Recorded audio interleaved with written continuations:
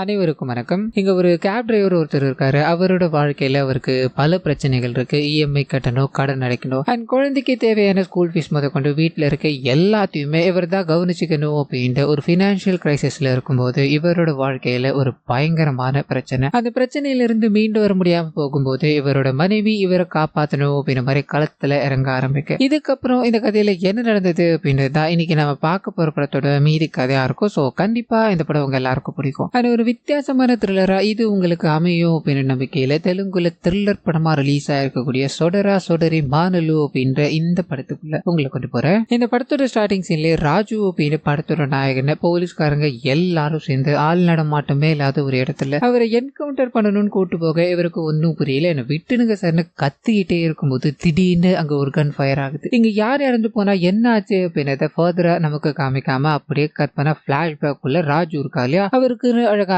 ஒரு பெண் குழந்தை அண்ட் தனக்கு எல்லாமே மறக்க இவரோட மனைவி ஒரு சின்ன ஃபேமிலி தான் இவங்களுடையது அப்படின்ற மாதிரி நமக்கு இங்க காமிக்க இவர் இந்த கேப் எல்லாத்தையும் ஓட்டிக்கிட்டு இருக்காருன்றக்கும். ஸோ காலையில இருந்ததோ அந்த வேலைகள் எல்லாத்தையும் பார்க்க கிளம்பிக்கிட்டே இருக்கும்போது இவரை பார்க்கணும் அப்படின்றக்காக வீட்டுக்கு வெளியில ஒரு நபர் வர ஆரம்பிக்கிறாரு. உடனே இவர் வெளியில கூட்டு போய் தனியா பேச ஆரம்பிக்க அந்த சமயத்துல தான் இவருக்கு இந்த இஎம்ஐ கட்டணும் அப்படின்ற மாதிரி நாட்கள் தவறிக்கிட்டே இருக்கதால லிட்டரலி அவங்க ஒன்னு இந்த இஎம்ஐ கட்டு இல்லைன்னா நான் காரை பிடிக்கிட்டு போயிடுவேன் அப்படின்ற மாதிரி ஒரு 2 நாள் டைம் கொடுத்துட்டு போக இவர் யோசிக்கிறார். இது எப்படியாவது மேனேஜ் பண்ணி ஆகணும் அப்படின்ற மாதிரி கேப் எடுத்துக்கிட்டு கிளம்பிக்கிட்டே இருக்கும்போது பேரலா ஒரு நபர் இழந்துக்கிறாரு. அவர் யாரோ ஒருத்தருக்கு போன் பண்ணி அங்கதானே நான் அங்கதான் வந்துகிட்டு இருக்கேன்னு போனை கட் பண்றேன். எங்க நாயகன் ஒரு ட்ரிப் எடுத்து ஒரு பொண்ணை கரெக்டான இடத்துல டிராப் பண்ணும்போது அவங்க எவ்வளவு ஆச்சுன்னு கேட்டுட்டு அது எல்லாத்தையும் பே பண்ணிட்டு இவர் கிளம்புனதும் பின்னாடி இருக்க ஒரு பைக்கில் ஏறி பயணப்படுறாங்க அப்படின்றத நமக்கு இங்க காமிச்சிட்டு அப்படியே கட் பண்ணா ஒரு மதுப்பிரியர். அவரோட பிரதான வேலையை அப்படின்றது காலையில இருந்ததோ இவரோட மனைவி அம்மா 2 பேரும் பயங்கரமா திட்டிக்கிட்டே இருந்தாலும் எனக்கு அதை பத்தி கவலையே கிடையாது. எனக்கு தேவையானது எல்லாமே என்னோட பாட்டில் தான் அப்படின்ற மாதிரி இருக்கிற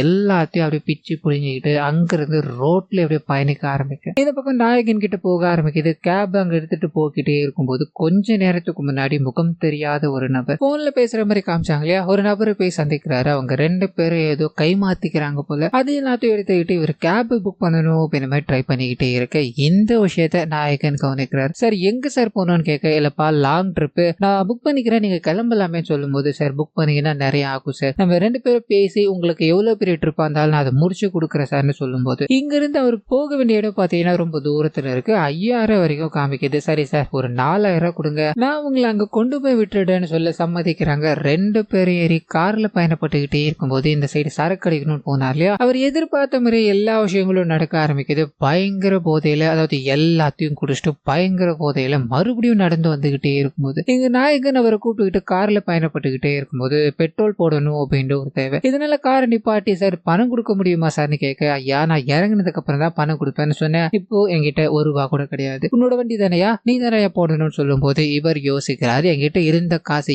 எல்லாமே செலவாயிடுச்சு. இதனால இவங்களோட வீட்டுல இருக்க இவரோட மனைவிக்கு போன் பண்ணி ஒரு ₹2000 கிடைக்குமான்னு கேட்க அவங்க கிட்ட காசு இல்ல. உடனே அவங்களோட அம்மாவை ஓடி போய் கல்யாணம் பண்ண தானே காசு இல்லாம இப்படிதான் கஷ்டப்படணும், என்னால முடிஞ்சது அப்படின்ற மாதிரி அவங்க காசு அனுப்பி விடும்போது இந்த காசு மூலமா நாயகன் அது எல்லாத்தையும் ஃபில் பண்ணிக்கிட்டு அங்கிருந்து கிளம்ப ஆரம்பிக்கிறாரு. அப்படி பயணப்பட்டுக்கிட்டே இருக்கும்போது நாயகனுக்கு டீ குடிக்கணும் போல இருக்கு. நியர்பைல ஏதாவது கடை இருக்குமான்னு ஸ்டாப் பண்ணிட்டு சார் நீங்க டீ குடிக்க வரீங்களான்னு கேட்க இல்லப்பா எனக்கு ஒண்ணு வேணா நீங்க போயிட்டு வாங்கன்னு சொல்லும் போது நாயகன் அங்க போய்கிட்டே இருக்கு. அங்க டீ கடை ஓனர் இருக்கா இல்லையா, ஒரு சின்ன பொண்ணு மேல எல்லாத்தையும் கையை வச்சுக்கிட்டு அவங்களை அபியூஸ் பண்ற வகையில பேசிக்கிட்டே இருக்கும்போது நாயகன் இதை கவனிக்கிறாரு. யோ கையடியா குழந்தைங்க கிட்ட என்னையா பண்ணிட்டு இருக்கு அப்படின்ற மாதிரி பயங்கரமா திட்டிட்டு இவங்க கடையில டீ குடிக்கிறதுக்கு நம்ம சும்மாவே போயிடலாம் அப்படின்ற மாதிரி முடிவு பண்ணி அங்கிருந்து கிளம்ப ஆரம்பிக்கிறாரு. ஸோ இந்த விஷயங்கள் எல்லாத்தையுமே அங்க சரக்கு போட்டு உட்காந்துக்கிட்டு இருக்கா இல்லையா, அவர் ரேண்டமா கவனிச்சுக்கிட்டு இருக்காரு அப்படின்றத நமக்கு காமிச்சிட்டு இங்க இவங்களோட பயணம் தொடங்க ஆரம்பிக்குது. அந்த நபரை கரெக்டா அந்த இடத்துக்கு கூட்டு போய் சேர்க்கும் போது அது ஒரு பெரிய பெரிய ரெசார்ட்டா இருக்கு. ஆனா நீங்க இங்கே இருங்க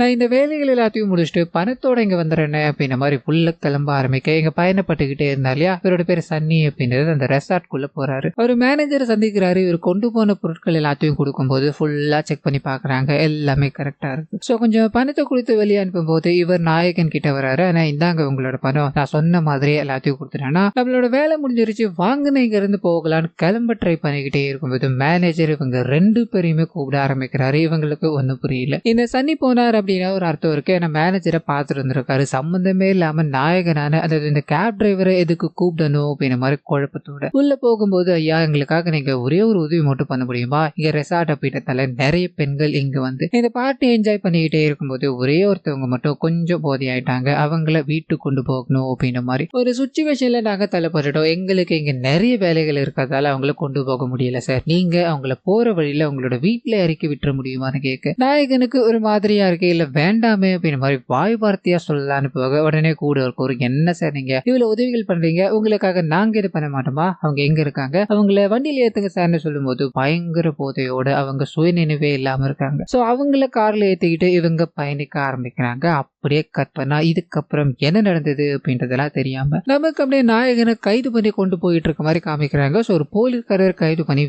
வேகமா கொண்டு போய்கிட்டே இருக்கும்போது இங்க நாயகனோட தெருவில் இருக்க ஒரு போலீஸ்காரர் இதை கவனிக்கிறார். சார் என்ன சார் ஆச்சு, அவன் ரொம்ப நல்ல பையனாச்சு சார்னு சொல்லும் போது, யோ ஒரு பொண்ணை கடத்தி கொண்டு போய் காட்டுக்கு நடுவில் கற்பழிச்சு சாகடிச்சிருக்காயா, அதனாலதான் அரெஸ்ட் பண்ணி கொண்டு வரோம்னு சொல்லும் போது இவரால் நம்பவே முடியல. சார் இதுல ஏதோ தப்பு நடந்திருக்கு சார், இது இந்த மாதிரி விஷயங்களை பண்ணவே மாட்டா சார்னு கெஞ்சிக்கிட்டே இருக்கும்போது, யோ உன்னோட சுப்பீரியரை நீ நம்ப மாட்ட, பக்கத்து வீட்டுக்காரன் நம்புவியா, இதுதான் இங்க நடந்தது, ஏன்னா ஒரு 2-3 மாசத்துல ரிட்டையர் ஆக போற, இதெல்லாம் உனக்கு தேவைதானா அப்படின்ற மாதிரி திரிட்டு நாயகனை செல்லில் அடைக்கும் போது அந்த சமயம் பார்த்தா ஒரு மினிஸ்டர் கிட்ட இருந்து இந்த போலீஸ்காரருக்கு ஒரு கால் வர ஆரம்பிக்குது. என்னையா அவனை எல்லாத்தையும் பண்ணி முடிச்சாச்சா, நான் சொல்ற மாதிரி மட்டும் பண்ணிட்டேன் அப்படின்னா உனக்கான ப்ரமோஷன் வந்து சரியார சொல்லி அவன் தான் அந்த கொலையை பண்ணா, அவன் தான் அந்த பொண்ணை கற்பழிச்சா அப்படின்ற மாதிரி ஒத்துக்க வச்சிரு, அதுதான் உனக்கு கொடுத்திருக்க ஒரே ஒரு வேலைன்னு சொல்லும்போது நாயகனை கூட்டு போறாங்க. அதாவது ஜெயிலுக்குள்ள இருக்காரு இல்லையா, அவர் விசாரிக்கணும் அப்படின்ற மாதிரி போறாங்க. காலையில ஒரு ட்ரிப் எடுத்தது ஒரே ஒரு பொண்ணு தான். அந்த பொண்ணை இறக்கி விட்டுட்டு இந்த நபரை ஏத்தல. சரி நீ ஆன்லைன்ல ஏத்ததுக்கான ப்ரூஃப காமிறான்னு சொல்லும்போது, இல்ல சார் ஆன்லைன்ல அந்த ஆப்புக்கு கமிஷன் போகும் அப்படின்ற ஒரே காரணத்துக்காக நாங்க மியூச்சுவலா பேசி 2 பேரும் பயணிக்க ஆரம்பிச்சோம் சார். அவன் ஓடி போயிட்டான், என்ன நடந்தது அப்படின்றது அவனுக்கும் நல்லாவே தெரியும் சார்னு சொல்ல இவங்க இதை துளி கூட நம்புறதா தெரியல. காலையில ஒரு பொண்ணை கூப்பிட்டுட்டு போன்னு சொல்லியா ட்ரிப்பு,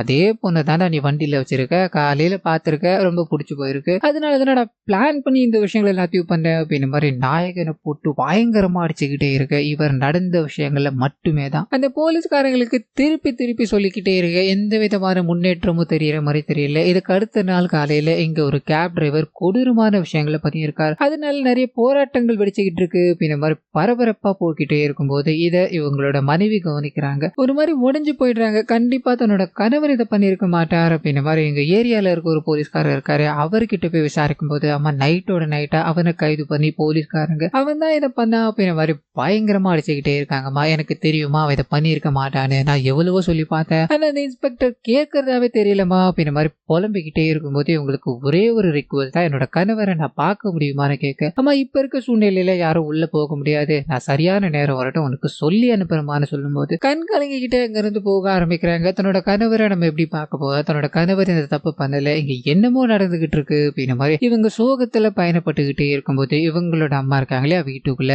எனக்கு அப்பவே தெரியும் அவன் இந்த மாதிரி ஏதாவது பண்ணுவான்னு, முதல்ல இங்க இருந்து கிளம்புவா போகலான்னு சொல்லும் போது அவன் என்னோட சந்தோஷம் சோகம் துக்கம் அப்படின்ற எல்லாத்துலயுமே என் கூட இருந்திருக்கா, அவன் இந்த தப்பு பண்ணிருக்க மாட்டான் அப்படின்றது எனக்கு நல்லாவே தெரியுமா, இந்த சமயத்துல நான் அவனை விட்டு எங்கேயும் வரமாட்டேன் அப்படின்ற மாதிரி தீர்த்து இந்த விஷயங்கள்ல இருந்து தன்னோட கணவரை எப்படி காப்பாத்தலாம் அப்படின்ற மாதிரி யோசிச்சுக்கிட்டே இருக்க இன்னொரு பக்கம் நாயகனை போட்டு பயங்கரமா அடிச்சாங்க இல்லையா, அவர் ஒத்துக்க மாட்டார் அப்படின்ற விஷயம் இந்த போலீஸ்காரருக்கு வர ஆரம்பிக்குது. மினிஸ்டருக்கு போன் பண்ணி ஐயா எவ்வளவு அடிச்சாலும் ஒத்துக்க மாட்டான், என்னையா பண்ணலான்னு கேட்கும்போது, யோ உனக்கு ப்ரமோஷன் வேணும்னு மட்டும் நிறைய போன் கால் பண்ணிக்கிட்டே இருக்கல, ஒரே ஒரு கேப் டிரைவர் அவன் அடிச்சு ஒத்துக்க வைக்க முடியல அப்படின்னா என்னையா போலீஸ்காரன் அப்படின்ற மாதிரி சொல்லி சரி நேர்லவா பேசிக்கலான்னு சொல்ல இதுக்கு நடுவுல நாயகனோட மனைவி இருக்காங்களே தன்னோட கணவர் பத்தின விஷயங்கள் நியூஸ் பேப்பர்ல போய்கிட்டே இருக்கு. நியூஸ்காரங்க எல்லாம் இதை கவர் பண்ணிக்கிட்டே இருக்கிறதால ஒவ்வொரு விஷயங்களும் இவங்க பார்க்கும்போது இவங்க ஒரு மாதிரி கலங்கப்பட்டுக்கிட்டு இருக்காங்க அப்படின்றதெல்லாம் நமக்கு இங்க காமிச்சிட்டு இந்த மினிஸ்டரோட போலீஸ்காரங்க மொத்த பேரும் கூடுறாங்க. அந்த நபர் தான் இதை பண்ண ஆரம்பிக்கிற மாதிரி ஃப்ரேம் பண்ணணும். அவ எவ்வளவு அடிச்சாலும் ஒத்துக்கவே மாட்டான் இல்லையா, ஒண்ணு பண்ணலாம், அவரு கிரைம் சீனு கூட்டு போய் நடிச்சுக்காமே அப்படின்ற மாதிரி நள்ளிரவுல கூட்டு போ,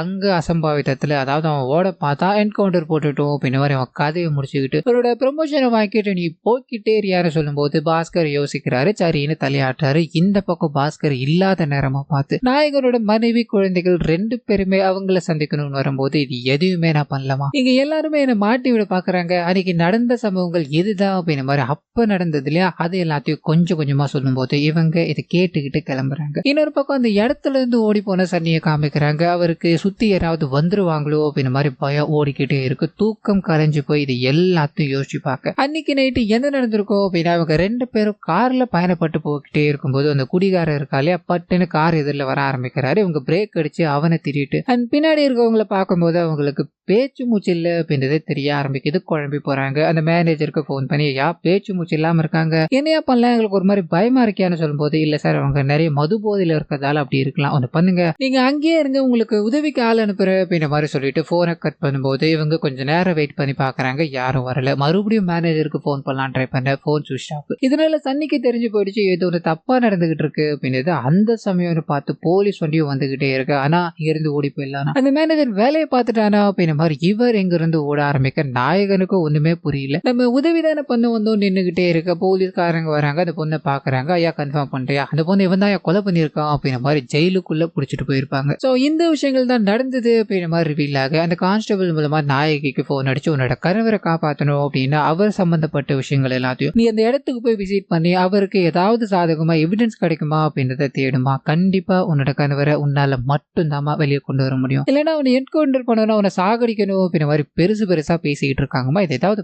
பண்ணுமா அப்படின்ற மாதிரி போனை கட் பண்ண. இவங்க முதல்ல இறந்து போனது பெண் இருக்காங்க இல்லையா, அவங்களோட வீட்டுக்கு போகும்போது உன்னோட கணவர் என்னோட குழந்தைய சாகடிப்பா, நீ வந்து சமாதானப்படுத்துவியா, முதல்ல இங்க இருந்து போமா அப்படின்ற மாதிரி அனுப்பிவிட அங்க இருந்து கிளம்பி அந்த டீ கடைக்கு போறாங்க. குடிகாரர்கிட்ட பேசுறாங்க. இன்னொரு பக்கம் அந்த ரெசார்ட் இருக்கு இல்லையா, அங்கேயும் போய் விசாரிக்கும் போது ரெசார்ட்டை மெயின்டைன் பண்ணிட்டு இருக்க செக்யூரிட்டி, அம்மா உங்களோட கணவர் எந்த தப்பு பண்ணல அப்படின்றது எனக்கு நல்லாவே தெரியுமா, அவர் இது வீட்டுக்குள்ள அதாவது இந்த ரெசார்ட்டுக்குள்ள கூட போகலமா, வெளியவே தான் நின்றுகிட்டு இருந்தார், அவர் கற்பழிச்சு இது எல்லாத்தையும் பண்ணார் அப்படின்றது ஏத்துக்கக்கூடியதா இல்லமா, இவனுக்கு பணம் படிச்ச ரொம்ப கொடூரமான மிருகங்கள், உன்னோட கணவரை நீ எப்படியாவது காப்பாத்திருமான்னு சொல்லி அனுப்பும் போது இவங்க எவிடன்ஸை தேடி அலைஞ்சுக்கிட்டே இருக்கும்போது அந்த குடிகாரர் இருக்கா இல்லையா, அவரை சந்திக்கக்கூடிய வாய்ப்பு கிடைக்குது. இதனால அவர் கூட பயணப்பட்டுக்கிட்டே இருக்கும்போது அவரோட கையில ஒரு போன் இருக்கு, தொடர்ச்சியான முறைகள்ல அடிச்சுக்கிட்டே இருக்கு. ஆனா போன் இருக்கு எடுக்கலையானு கேட்கும்போது அதுல இருக்க வால்பேப்பர் பார்த்து ஷாக் ஆயிடுறாங்க. இறந்து போனதா இருக்காங்க இல்லையா அந்த லேடியோட வால்பேப்பர் இதுல இருக்கு, ஆனா இந்த போன் எப்படின்னு அவங்க கிட்ட இருந்து வந்ததுன்னு கேட்கும்போது, அம்மா இதுவா 2 நாளா அடிச்சுக்கிட்டே இருக்குமா, அது உன்னோட கணவர் அரெஸ்ட் பண்ணி கூட்டு போனாங்க இல்லையா, அப்பா அவனோட வண்டியில முன்னாடி நான் போனேன், அவங்க என்ன திட்டிட்டு வண்டியை எடுத்துட்டு போய்கிட்டே இருக்கும்போது அவங்க போனை விட்டு போயிட்டாங்கம்மா,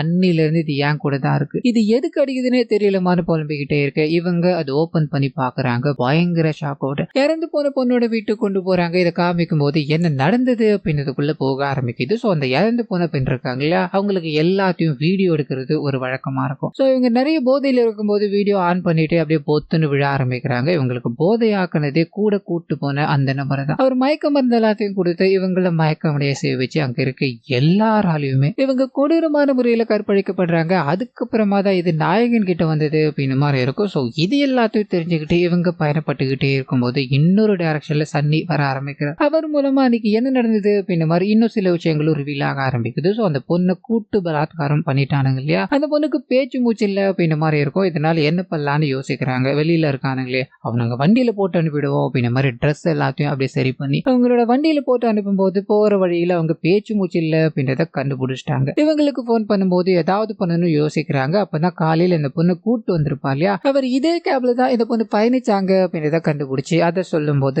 ரெண்டுத்தையும் கனெக்ட் பண்ணிட்டு போலீஸ்காரங்க அதாவது மினிஸ்டர் கிட்ட போறாங்க. மினிஸ்டரோட தான் இந்த ரெசார்ட். அது மூலமா இங்க போலீஸ்காரங்க கிட்ட போய் போலீஸ்காரங்க இது எல்லாத்தையும் இப்போ ஃப்ரேம் பண்ணிட்டாங்க, இவன் ஒத்துக்கவே மாட்டான், இதுக்கு ஒரே வழிதான் இருக்கு அப்படின்னு மாதிரி முடிவு பண்ணி அவனை என்கவுண்டர் பண்ணணும் அப்படின்னு மாதிரி ஸ்டார்டிங்ல கூட்டு போனாங்க இல்லையா, அந்த விஷயம் கனெக்ட் ஆக ஆரம்பிக்குது. தன்னோட கணவரை என்கவுண்டர் பண்ண போறாங்க அப்படின்ற விஷயம் மனைவிக்கு தெரிஞ்சு போயிடுச்சு. கூட இருக்கவங்க எல்லாத்தையும் ஒண்ணு தட்டிக்கிட்டு அந்த ஆதாரத்தோட சரியான சமயத்துல அந்த இடத்துக்கு போக ஆரம்பிக்கிறாங்க. இங்க வந்ததுக்கான காரணம் என்ன அப்படின்னா அவங்க கூடவே இருக்க இன்னொரு போலீஸ்காரர் நம்ம பண்ணிக்கிட்டு இருக்க விஷயங்கள் தப்பு, அப்பாவியான ஒருத்தனை கொலை பண்ணக்கூடாது அப்படின்றதுக்காக லொகேஷனை ஷேர் பண்ணும்போது அங்க மீடியாக்காரங்க மொத்த பேரும் போக ஆரம்பிக்கிறாங்க. இதை பத்தி பரபரப்பா எழுதப்பட்டுக்கிட்டே இருக்கும்போது மினிஸ்டர் என்ன பண்றாரு அப்படின்னா இது எல்லாத்துக்கும் அந்த பாஸ்கர் தான் காரணம் அப்படின்னு மாதிரி அவனை நம்ம இதுல திருப்பி விட்டுட்டு என்னோட ஆளுங்களை அப்படியே பத்திக்க வச்சுட்டு நீ ஒரு 4 பேரை சரண்டர் பண்ணியா, மிச்சம் எல்லாத்தையும் அப்புறம் பாத்துக்கலாம், இதுதானே நம்ம அரசியல் அப்படின்னு மாதிரி மீடியாக்காரங்க முன்னாடி நாயகனை ரிலீஸ் பண்ண ஆரம்பிக்கிறாங்க. இதுக்கு பின்னாடி அந்த பாஸ்கர் அவரோட பகையினாலதான் இது எல்லாத்தையும் பண்ணியிருக்காரு. இதுக்கு பின்னாடி இருந்த அந்த காமுகர்களை நாங்க கைது பண்ணிட்டோம் அப்படின்னு மாதிரி பிரஸ் பீட் எல்லாத்தையும் கொடுத்துக்கிட்டே இருக்கும்போது இந்த சைடு மினிஸ்டருக்கு ஒரு போன் கால். இவரோட கஸ்டடியில இருந்த அந்த ரேப் பண்ணவனுங்க இருக்காங்க இல்லையா, அவனுங்க திடீர்னு காணாம போயிட்டு இருக்கானுங்க. அந்த சமயத்துலதான் இதை பண்ணது அந்த போலீஸ்காரனோட பாஸ்கர் அப்படின்றதே தெரிய ஆரம்பிக்குது. அவருக்கு ப்ரொமோஷன் வேணும் தான், அதுக்காக என்ன வேணா பண்ணுவார், ஆனா தனக்கே ஒண்ணு அப்படின்னா விட்டு கொடுப்பாரா. இதனாலயோ நீ மினிஸ்டர் பேண்ட வேலையை காமிச்சிட்ட, நான் என்னோட வேலையை பார்க்க வேணாமா, ஒழுங்கு முறையா நான் சொல்ற மாதிரி இந்த கேஸை முடிக்கலன்னு வைய, நீ பண்ண விஷயங்கள் எல்லாமே எக்ஸ்போஸ் ஆயிடும் அப்படின்னு மாதிரி முடிவு பண்ணி இந்த 4 பேர் தான் அந்த பொண்ணை கொடூரமான முறையில ஏதோ ஒன்று பண்ணியிருக்கானுங்க. அவனுங்களை பிடிக்கணும்னு போகும்போது பாஸ்கருக்கு காயம் ஏற்பட்டு அதனால காரணத்தினால இந்த 4 பேரையும் அவனுங்க போட்டு தள்ளிட்டானுங்க. பாஸ்கர் மேல எந்த தப்பும் கிடையாது அப்படின்ற மாதிரி நாளைக்கு இந்த விஷயங்கள் மட்டும் பத்திரிகையில வரலன்னு வையேன், வேற ஒண்ணு வரும் அப்படின்ற மாதிரி லிட்டரலி இங்க மினிஸ்டரை மிரட்டிட்டு போக ஆரம்பிக்க, இன்னொரு பக்கம் நாயகன் அவரோட வாழ்க்கைக்குள்ள, அதாவது சந்தோஷமான வாழ்க்கைக்குள்ள போகிறார் அப்படின்றத நமக்கு காமிச்சிட்டு இந்த படத்தை இத்தோட முடிக்கிறாங்க. ஸோ கண்டிப்பா இந்த படமும் என்னோட வாய்ஸ் உங்களுக்கு பிடிச்சிருக்கோ அப்படின்ற மாதிரி நம்புறேன். இந்த வீடியோல ஏதாவது நிறைய குறைகள் இருந்தது அப்படின்னா அதை மறந்துடாம கமெண்ட்ஸ்ல பதிவிட்டுருங்க.